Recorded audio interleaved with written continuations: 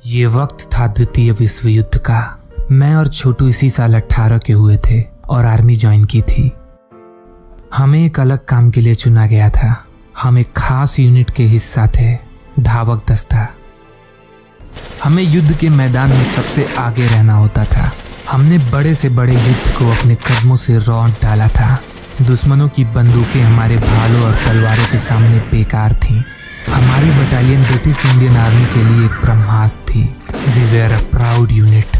हमने ब्रिटेन के लिए युद्ध के मायने बदल दिए थे। वो वक्त अक्टूबर का था। हमने इटली में जर्मन फोर्सेस को हराया था।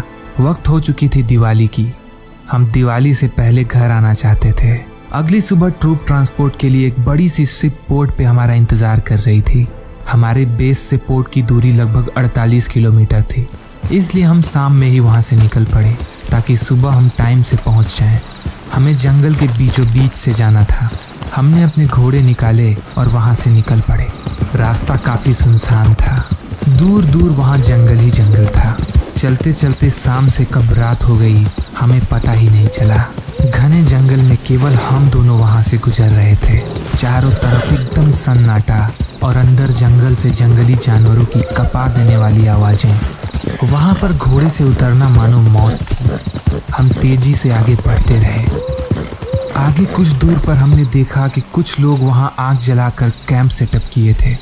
रात काफ़ी हो चुकी थी और आगे जंगल काफ़ी घना था। वहाँ जंगली जानवरों का काफ़ी डर था, इसलिए हमने सोचा कि हम यहीं इन लोगों के साथ कैंपिंग करके रात बिताएंगे और भोर होने पर यहाँ से निकलेंगे।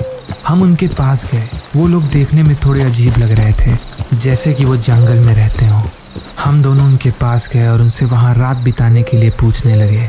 उन्होंने सर हिलाकर हाँ कहा और कुछ पकाने लगे। हमने साथ खाना खाया और वहीं लेट गए। थके हुए होने के कारण कब हमारी आंख लग गई पता ही नहीं चला। कुछ देर बाद अचानक मेरी नींद खुली। नींद खुलने पे मैंने सुना कि कुछ दूर से अजीब सी आवाज़ आ रही थी। जब मैंने बगल में देखा तो छोटू वहाँ से गायब था। पहले तो मुझे लगा कि वो आसपास ही कहीं गया होगा, लेकिन उठकर देखने पे मैंने देखा कि वहाँ पर छोटू के साथ साथ वो बंजारे भी गायब थे और आग के ऊपर बर्तन में कुछ पक रहा था। चारों तरफ देखने पे जब वहाँ कोई न दिखा तो मैंने जिज्ञासावश बर्तन के ढक्कन को हटा कर देखा।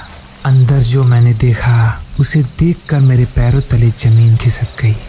उस बर्तन में इंसानी शरीर के हिस्से पक रहे थे और हमने जो खाना खाया था वो इंसान का मांस था। मैं पूरी तरह से डर चुका था, पर अपने लिए नहीं। मैं समझ चुका था कि ये लोग नरभक्षी हैं और बंजारों के रूप में ये आने जाने वाले राहगीरों को फंसाते हैं। इस वक्त मुझे अपनी परवाह नहीं हो रही थी।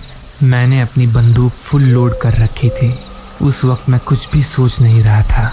उनमें से जो भी मुझे सामने दिखा मैंने सबको मार डाला, पर अब तक वहाँ छोटू का आता पता नहीं था। शायद वो वहाँ से भाग गया हो, शायद वो सुरक्षित हो। मैं यही सोच रहा था और खुद को तसल्ली दे रहा था कि तभी अचानक झाड़ियों के अंदर आई सॉ हिम। उन हैवानों ने उसे मार डाला था और उसके शरीर को वहीं रख दिए थे। हमने साथ कितने ही सारे जंग लड़े, पर वो हमारा साथ में आखिरी जंग था और मेरे भाई का कर्ज भी। मैंने बंदूक रिलोड की और उस एरिया में दूर दूर तक एक एक नरभक्षी को मौत के घाट उतार डाला। बहुत ही पावरफुल फील हुआ मुझे। उनकी चीखें जब सुनाई थी बहुत अच्छा लगा।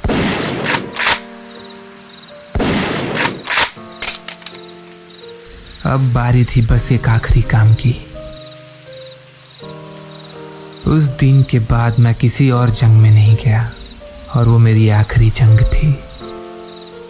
वो कभी भी बूढ़ा नहीं हुआ। And here I am still. जीवन मृत्यु कौन तय करता है ये सब?